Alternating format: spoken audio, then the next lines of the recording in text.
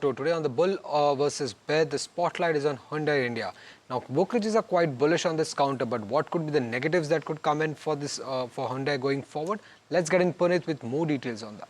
Well, thanks for that. So the latest trigger is Access Capital and Securities has initiated coverage on Hyundai India. They have roughly about a 23% upside from the current market level. So that is what's one of the key factors in the latest news flow that's driving the stock upwards.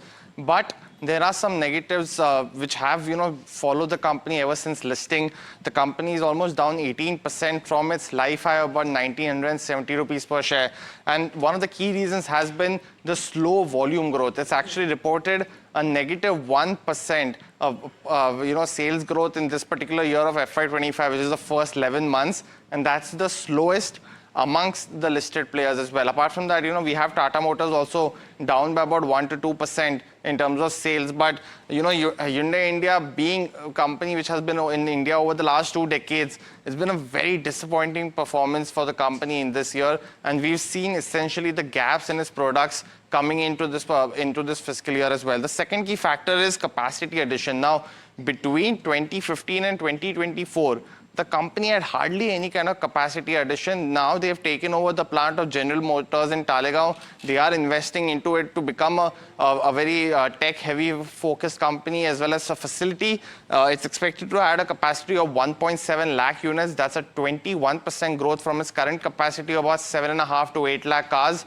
And it will help the company grow in the export market. Now, ever since the launch of the Creta EV, Creta specifically in the ICE pack in 2015, the company shifted most of its capacity to the domestic market, and that led to really slow volume growth for the export space. It's been subdued in Q3 as well. They've mentioned that they have the biggest market, the Middle East, that's slowing down. And they've now entered the African market, but at the expense of margins. So not a very good call in terms of market performance that the company has seen. When you look at the third bull and bear case, it's essentially, of course, on the valuation part. Ever since listing, the company has steadily fallen 18% down from its life highs. And currently, 85% of the brokerages that cover the stock, which is over 23 brokers that cover the stock, have a buy call on the stock. But on the other hand, brokerages like JPM as well as others are anticipating a slower growth for the company, just 6% in terms of volume CAGR over the next 3 years. That's going to be lower versus the 9% expected for the industry. So while the valuation and the stock price correction might give an opportunity, it might be something of a value play year going forward. Finally, just on the overall valuation, this is the consensus valuation of about 21 times price to earnings.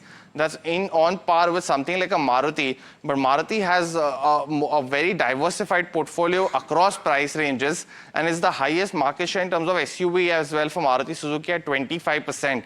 On the other hand, something like an M&M is also trading at roughly about 22 to 23 times in terms of FY26 valuations, despite having a tremendous growth in the first 11 months and expected to be the number 2 player by beating Hyundai in the next 2 years. So essentially, the only question here is, first, is if you should get into Hyundai right now based on the valuation metric, or so look at something like a Mahindra as well, which has not progressed well, and get a value play at something like Maruti as well, which has been around for the longest time, and with the new e-Vitara launch will be an interesting play. But overall, the next year is expected to be that of passenger cars versus motorcycle or bikes. But take your pick very carefully in so as to you don't get stuck in a particular stock.